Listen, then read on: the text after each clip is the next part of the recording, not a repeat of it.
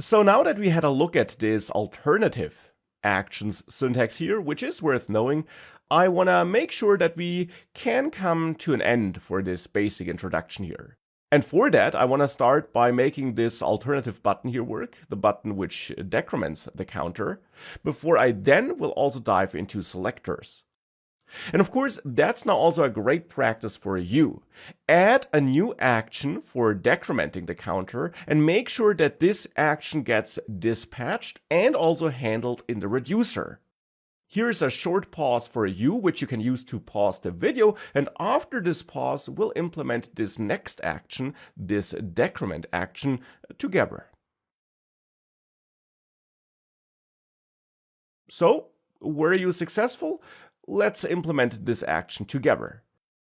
And for that, in the counter actions.ts file, I'll start by exporting a new constant called decrement, which I will set equal to the value produced by calling create action, which, as you learned, yields us a function, where I will assign my own unique identifier for this action, using a similar convention and style as I did for the increment action, this time using decrement as an identifier, and where we then can also set the shape of data that might be attached to this action, so that here we maybe also accept a number value. Of course, this is optional though. We could also define this app such that this decrement action always leads to a value of 1 being deducted from the counter. As you learned before, actions can carry extra data, but they don't have to.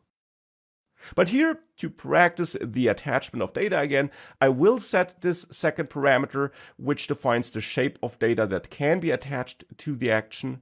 And with that, in the counter controls component, in this decrement method here, we can of course dispatch this newly added action by importing decrement from this store counter actions file, and by then executing it as a function to which we pass an object that has a value property, and then here we could set the value to 2, 3, 1, whatever we want. Now with that, I'm getting an error here because actually when defining the action, props, this second parameter here, is actually a function that must be executed. So these two opening and closing parentheses at the end must be added. With that, we're defining the action and we're dispatching it with some data attached to it, which again is optional but required for this action now. And now we also want to handle this action in the reducer. And for that, of course, when using create reducer, we can simply again call on and add this as an additional argument passed to create reducer. And that, of course, is something that maybe was tricky for you. You can simply add more and more on arguments to this reducer here, to create reducer, to define the different cases you want to handle. And then here we can use decrement by importing that from counter actions and set that as a first argument for on. And then the second argument is that state changing function, which gets the state which we currently have and the action that was dispatched as an input. And then here I want to set my new state equal to state minus action.value. So pretty much the same as we had it before, now just deducting the value. Though of course you could do whatever you want to do here in this state changing function. But with that, that's it. If you now save this and you run ngserve, you will see that now if you press decrement, this counter is reduced. And if we increment it, it rises again. So that's all working as it should. And of course, the code is again the same no matter how you're building your application. Therefore, I'll copy this counter reducer code here into the counter reducer file of my standalone component application. And I'll do the same for my actions code. Copy that from the module-based application into the actions file of the standalone application.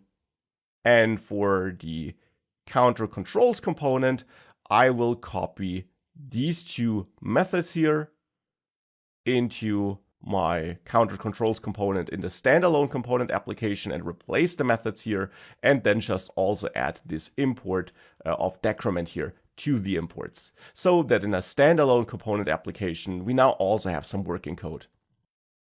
Therefore, if I run ngserve here, just to prove that everything works, if I reload this app, incrementing and decrementing the counter, which now is this standalone application here, works just fine. Now with that, we're almost done with this introduction to NGRX. I now just also want to explore selectors, and then thereafter, to really conclude this introduction, I also want to dive into effects and show you what effects are all about. But let's start with selectors. What are selectors? Well, as you learned before, in this application here, you can select data from the store, like here, in the counter output component with help of the select method. And here I'm simply selecting the entire state slice, the entire counter, which in my case here is simply the counter number then. And I get back an observable to which I can listen, in this case here with the async pipe, for example. Now that's all straightforward and absolutely fine, but there is an alternative, or to be precise, an addition to this way of selecting values. Because whilst this can be nice for getting the entire state as it's stored in the store for a specific slice of the store, there also can be scenarios and use cases where you maybe want to transform the data that's stored in the store before you output it. And that's what I want to show you now. For that, in that store folder, I'll add a new file, counterselectors.ts. And I want to define all my extra selectors in that file. So what's a selector? A selector in its simplest form is a function that could be stored in a constant, select count for example, and then here I'm storing an arrow function. This selector function will then get a state value, which is the overall NGRX store state. And therefore the shape of that state is the shape of your overall store. In this demo application here, that would be an object that has all the keys you defined here when you register the store. And under those keys, you will find the different values stored for these different state slices, you could say. So for example, a number for the counter reducer. Therefore, here the shape is an object which has, for example, this counter key, and the value will be a number because our counter state is a number. And if you used a different key here, instead of counter, you used count, for example, you would have to use that different key here.